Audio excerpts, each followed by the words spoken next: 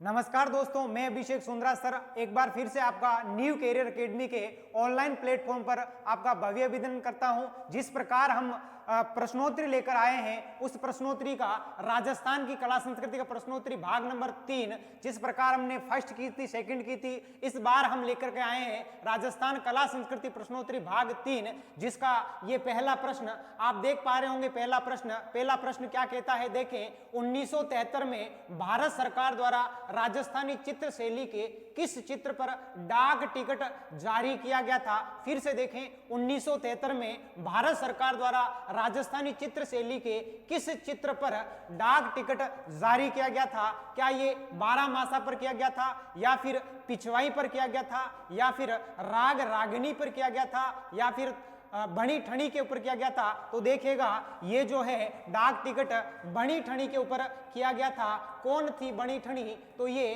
किशनगढ़ की एक राजा होते हैं जिनका नाम था सावंत सिंह।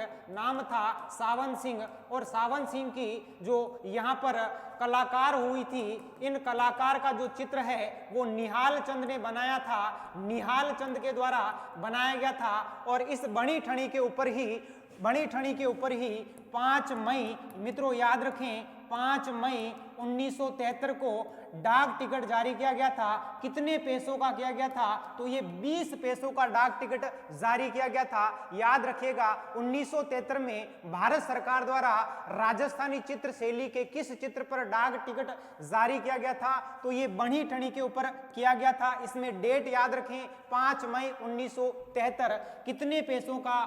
20 पैसों का। चलते हैं अगले प्रश्न की ओर। 2 नंबर पर देखें, राजस्थानी विचारधारा की चित्रकला का आरंभिक मुख्य केंद्र था। मित्रों फिर से दूसरा क्वेश्चन देखें, राजस्थानी विचारधारा की चित्रकला का आरंभिक मुख्य केंद्र क्या था? तो देखें, पहला ऑप्शन क्या बीकानेर था, जयपुर था, बूंदी था, या फिर जैसलमेर था? तो देखें, ये जो बूंदी दिख रहा है, ये बूंदी वैसे तो भित्ति चित्रों के लिए जानी जाती है। वैसे तो भित्ति चित्रों का इसे स्वर्ग कहते हैं। मित्रों याद रखिएगा कि बूंदी जो चित्रकला है वो पक्षियों के लिए भी जानी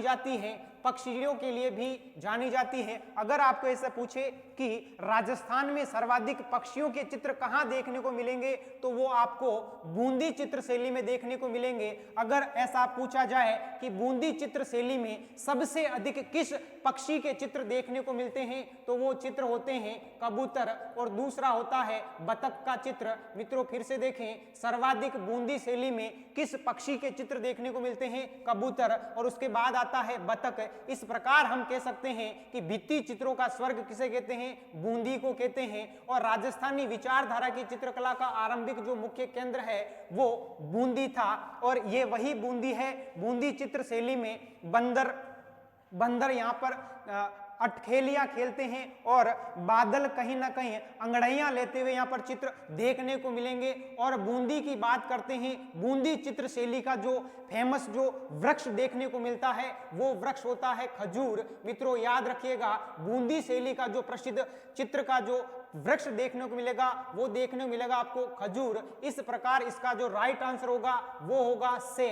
बूंदी। अब बढ़ते हैं अगले प्रश्न की ओर। अगला प्रश्न देखें, 3 नंबर पर, राजस्थान में भित्ति चित्रों को चिरकाल तक, मित्रों फिर से देखें, राजस्थान में भित्ति चित्रों को चिरकाल तक जीवित रखने के लिए एक आलेखन पद्धति जिसे हम क्या कहते हैं? फिर देखें, यहां पर एक पद्धति पूछी गई, एक तरीका पूछा गया, एक यहां पर एक विधि पूछी गई जिसको क्या कहते हैं? यानी भित्ति चित्रों को चिरकाल तक जीवित रखने के लिए एक आलेखन पद्धति है, जिसे क्या कहते हैं? क्या उसे फड़ कहते हैं, या फिर इसे सांझी कहते हैं, या मांडना कहते हैं, या फिर अरायस कहते हैं? तो मित्रों देखें, ये जो फड़ दिख रही है आपको, ये शाहपुरा भीलवाड़ा की प्रसिद्ध है। मित्रों याद रखिएगा, फड़ कहाँ की है? शाहपुरा की प्रसिद्ध है।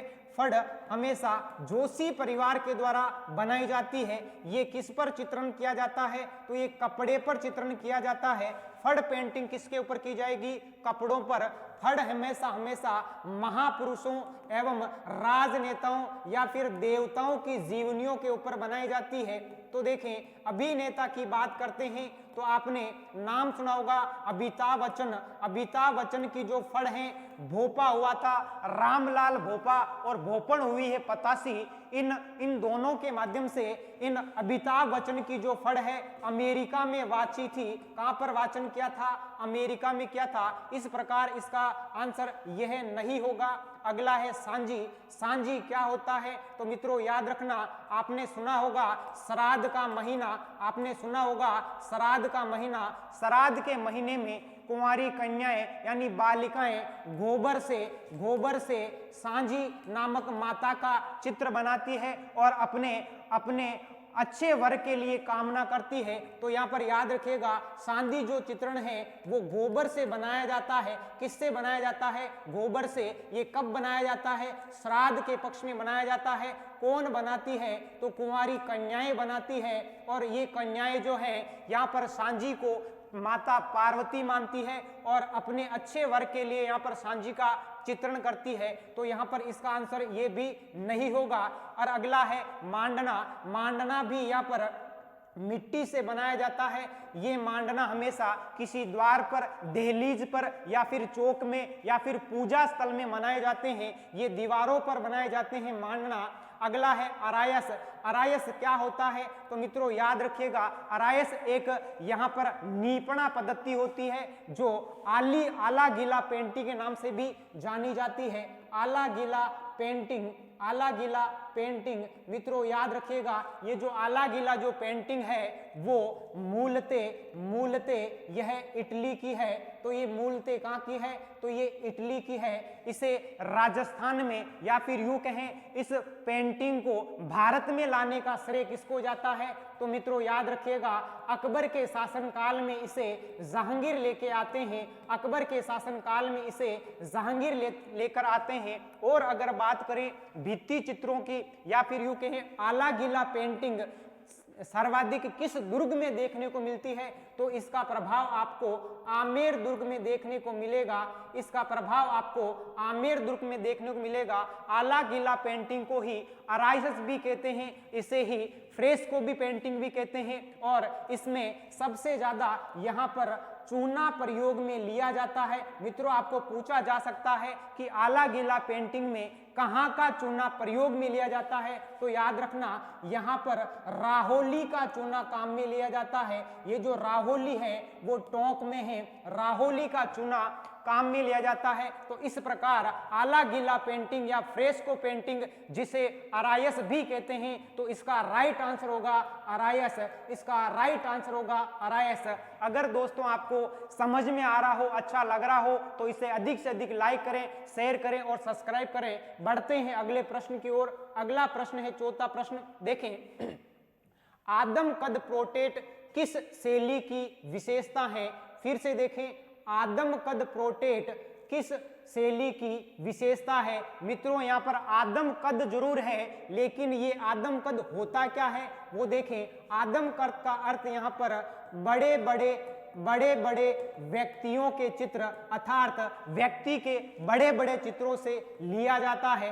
ये अगर यूं कहें कि आदमकद प्रोटेट के जन्मदाता तो यहाँ पर होंगे साहिब राम। कौन से राम? साहिब राम। मित्रों याद रखना ये जो साहिब राम है ईश्वरी सिंह के शासनकाल में चित्रकार हुए हैं।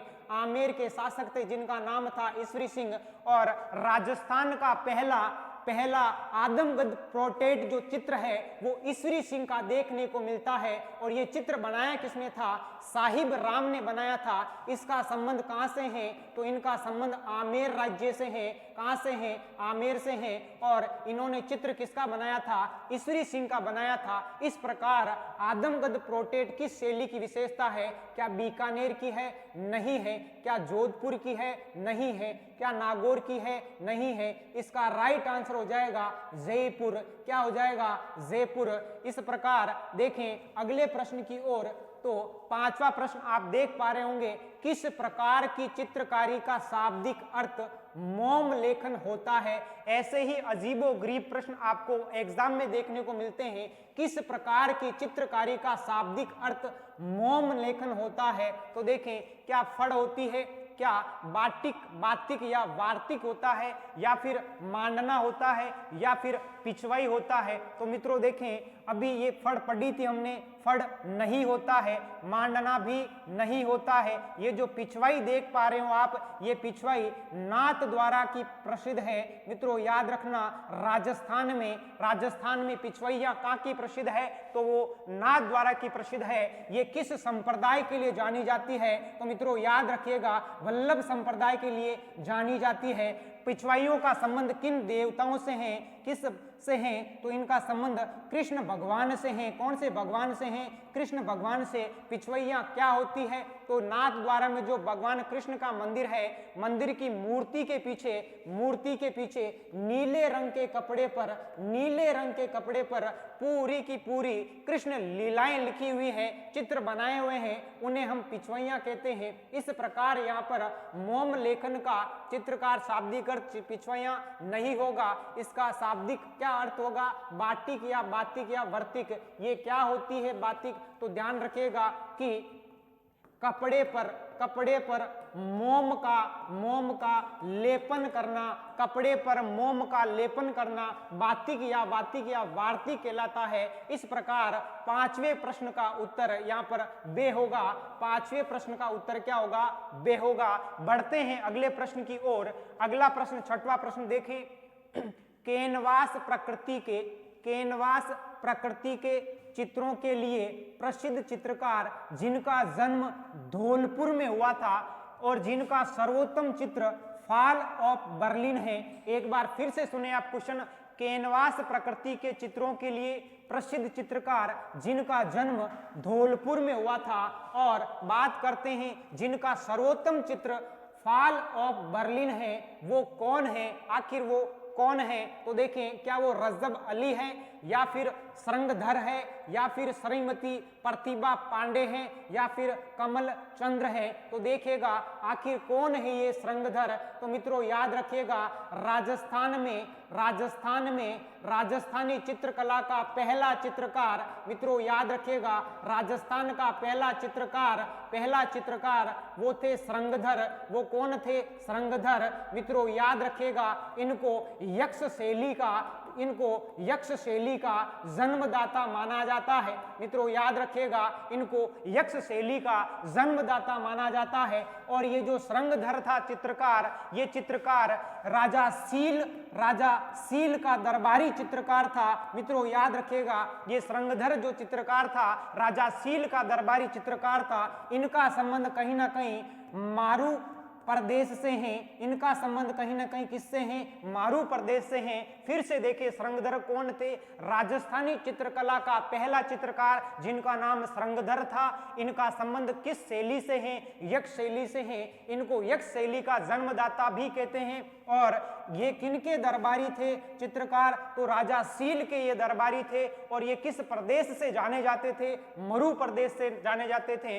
अगला है कमल चंद्र। कौन है कमल चंद्र? मित्रों याद रखिएगा, राजस्थानी चित्रकला का पहली बार ताड़ के पत्रों पर चित्र बनाने वाले अगर कोई हुए हैं तो वो कमल चंद्र हुए हैं। यानी कौन से पत्तों पर? ताड़ के पन्नों पर चित्र बनाने वाला राजस्थान का पहला चित्रकार जो कि कमल चंद्र हुए हैं। इनका संबंध मित्रों मेवाड़ से है। इनका संबंध मित्रों आहड़ से है। इनका संबंध किससे है? आहड़ से है। तो यहाँ पर आंसर ये भी नहीं होगा और न ही श्रृंगधर होगा। तो कौन सा होगा? श्रीमती प्रतिभा पांडे, जिनका संबंध धौलपुर से है। और इनका जो सर्वोत्तम जो चित्र है वो कहलाता है फॉल ऑफ बर्लिन। इस प्रकार इसका आंसर होगा से। बढ़ते हैं अगले प्रश्न की ओर। सातवां प्रश्न देखें। अगर आपको अच्छा लग रहा हो, समझ में आ रहा हो, लगता है आपके लिए प्रतियोगी परीक्षाओं के लिए अच्छा है, तो आप इसे सब्सक्राइब करें, शेयर करें और अधिक से अधिक लाइक करें। निहाल चंद किसके दरबारी चित्रकार थे? बहुत ही शानदार प्रश्न है, बार बार प्रश्न पूछा जाता है। निहाल चंद किसके दरबारी चित्रकार थे? तो क्या ये अनूप सिंह के चित्रकार हैं, या फिर सावंत सिंह के दरबारी चित्रकार हैं, या फिर ईश्वरी सिंह के हैं, या फिर जगत सिंह के हैं? कौन है ये निहाल चंद? तो देखिएगा, किशनगढ़ के शासक जिनका नाम था सावंत सिंह, जिनका नाम था सावंत सिंह। और सावंत सिंह के यहाँ पर एक गायिका होती है और इस गायिका के लिए चित्र बनाने का काम देते हैं सावंत सिंह। सावंत सिंह ने कहा था मोर ध्वज निहाल चंद को, मित्रों याद रखना इनका पूरा नाम मोर ध्वज निहाल चंद है, इनका पूरा नाम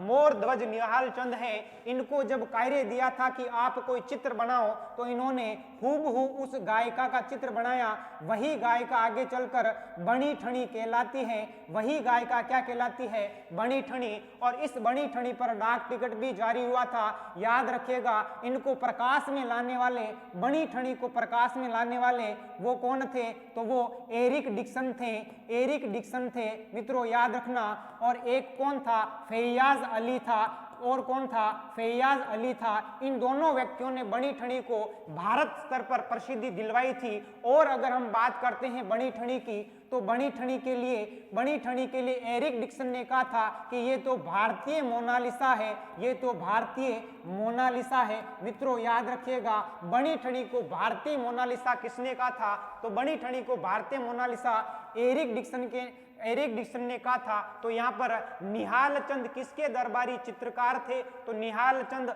सावंत सिंह के क्या थे, दरबारी चित्रकार थे, जिनका संबंध कहाँ से था, किशनगढ़ से था। और किस शैली से था, किशनगढ़ शैली से हैं। बढ़ते हैं अगले प्रश्न की ओर। देखें 8वां प्रश्न, अलवर शैली में किसका चित्रण देखने को मिलता है, अलवर शैली में किसका चित्रण देखने को मिलता है। तो देखें ध्यान से देखें, ऐसे ही प्रश्न पूछे जाते हैं, शैली दे दी जाती है और शैली में चित्र पूछ लिए जाते हैं, कौन कौन से चित्र आपको मैच करने होते हैं। देखें पहला ऑप्शन, क्या ऊंट, झाड़ियां और टीले इनका संबंध अलवर से है क्या, नहीं, इनका संबंध तो मित्रों मारवाड़ शैली से है, इनका संबंध तो मित्रों किससे है, मारवाड़ शैली से है। आदमकद के चित्र, दरबार के चित्र और भित्ति चित्र ये किस में है, ये अलवर शैली में नहीं है। फिर है राजपूती वैभव, कृष्ण लीला और रामलीला, राम रागनी, ये किससे संबंधित है, तो ये अलवर शैली से है। करेली की बेल, मोटर गाड़ी, हवाई जहाज, ये भी यहाँ पर नहीं होगा। तो इसका राइट आंसर क्या हो जाएगा, से, यानी राजपूती वैभव, कृष्ण लीला और राग लीला और राग रागिनी, ये इनका संबंध किससे है, अलवर शैली से है। बढ़ते हैं अगले प्रश्न की ओर। महामारू शैली का प्रचलन किसके शासनकाल में हुआ था, महामारू शैली का प्रचलन किसके शासनकाल में हुआ था। इसका पहला ऑप्शन है, क्या राठौड़ों के शासनकाल में हुआ था, क्या चौहानों के शासनकाल में हुआ था, क्या गुर्जर प्रतिहारों के शासनकाल में हुआ था, या फिर परमारों के शासनकाल में हुआ था। मित्रों याद रखिएगा मारू प्रदेश, मरु प्रदेश जोधपुर को कहते हैं, यानी मारवाड़ को कहते हैं। और मारवाड़ में सर्वप्रथम प्रतिहारों का शासनकाल था, मारवाड़ में सर्वप्रथम प्रतिहारों का शासनकाल था। लेकिन अगर बात करें जब भी मारवाड़ आएगा तो हमारे माइंड में राठौड़ आते हैं, कौन आते हैं, राठौड़। और यहाँ पर पहला ऑप्शन राठौड़ है, जो कि क्या है, गलत है। चौहानों के में भी नहीं हुआ था और परमारों के शासनकाल में भी नहीं हुआ था। इनका महामारू शैली का प्रचलन किसके शासनकाल में होता है, गुर्जर प्रतिहारों के शासनकाल में होता है। इस प्रकार 9वें प्रश्न का जो राइट आंसर होगा से होगा, क्या होगा, से होगा। बढ़ते हैं अगले 10वें प्रश्न की ओर। कलीला दमना क्या है, बहुत बार पूछा गया प्रश्न, बहुत बार ये कमला दमना आपको देखने को मिलता होगा एग्जामों में।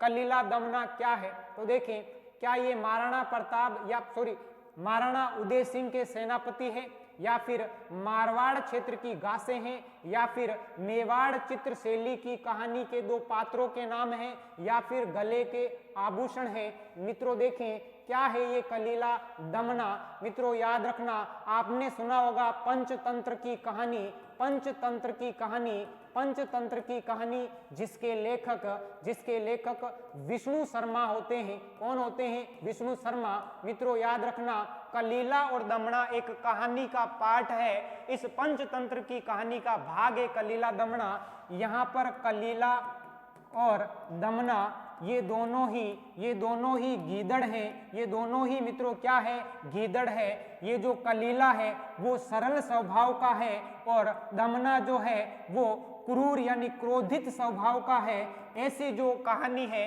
वो पंचतंत्र में आपको देखने को मिलती है। इस प्रकार हम कह सकते हैं मेवाड़ चित्र शैली की कहानी के दो पात्र हैं जिसका नाम है कलीला और दमना। कलीला और दमना, इसका राइट आंसर हो जाएगा से।